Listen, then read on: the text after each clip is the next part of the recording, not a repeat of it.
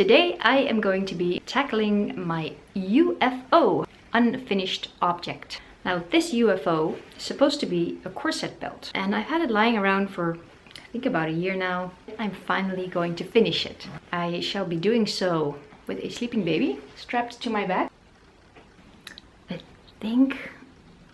think I just measured just below the bust and just right above the hips and the middle of the waist, the natural waist, I guess you call it.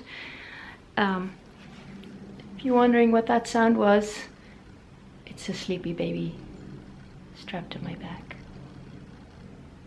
Is she going to sleep again? Are you asleep?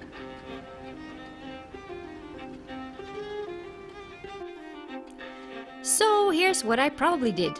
Measured the points where I wanted the corset belt to sit and then measured the waist. I then divided these measurements in half, subtracting a few centimeters for the negative ease, because I wanted the corset belt to slightly cinch in my waist. Using these measurements, I drew a sort of rectangle and subtracted the waist measurements. I divided the difference in two and took those amounts out of the rectangle as shown. Side note, my pattern drafting skills are pretty terrible. Luckily, there are actual comprehensible tutorials out there and I shall link one below. Either way, so long as you make a mock-up, you can't really go wrong.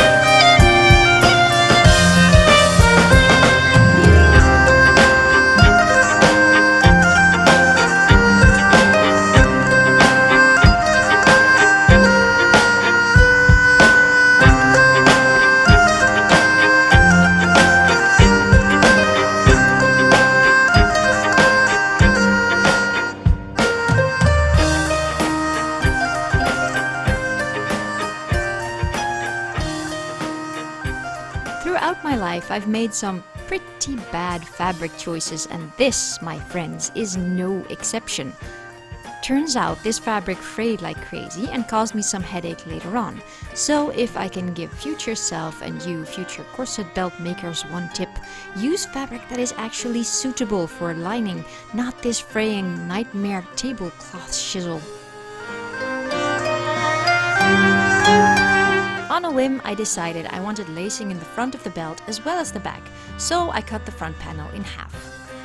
Even though this meant I now had to go out and buy new grommets because the amount I had left in my stash was not sufficient anymore, I did not regret this decision. Of course, if you want your belt to have lacing in the front or back only, that should work just fine too. It's up to you. Just keep the amount of negative ease in mind and arrange the boning differently.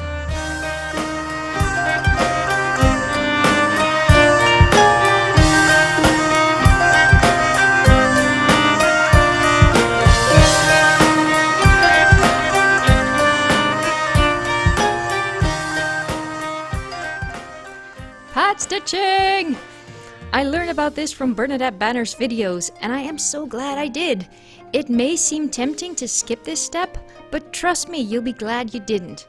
It really doesn't take that much extra time, especially with such a small project, and it's totally worth it. It prevents the fabric layers from warping and wrinkling, and it just makes your finished project look that much better.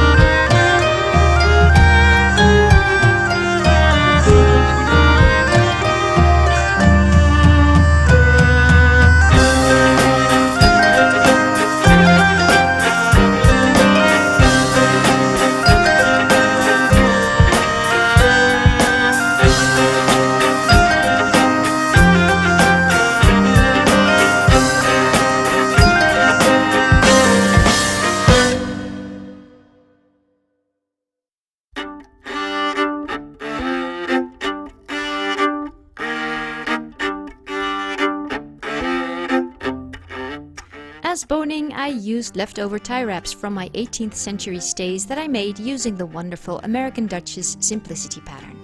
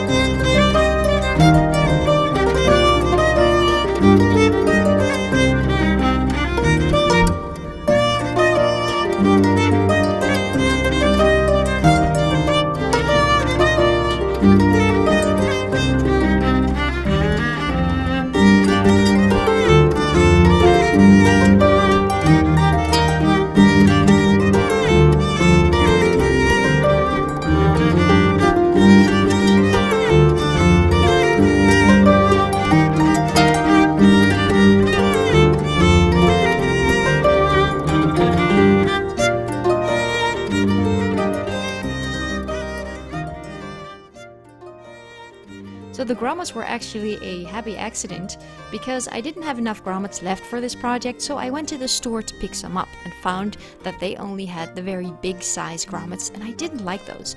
But as they didn't have any other, I chose to buy them anyway, took them home, put them in, and I found that I actually liked the big size much better. So for future project, I will definitely be using this size.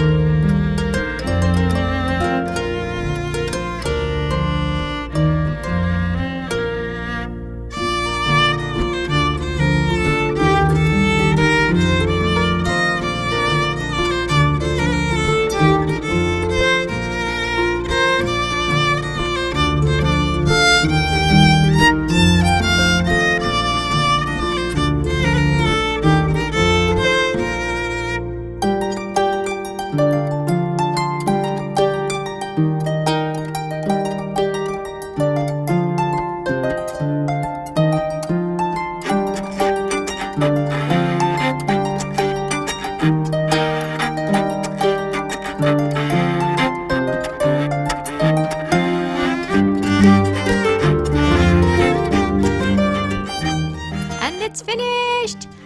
Despite the mistakes I made, I'm still pleased with how it turned out. Having said that, I can't wait to make another one so I can improve upon it, having learned from said mistakes. All in all, I'm pleased with this addition to my budding history bounding wardrobe, and I think I'll get plenty of wear out of it, as I love the small waist and big skirt silhouette. So, upwards and onwards, my friends, until next time.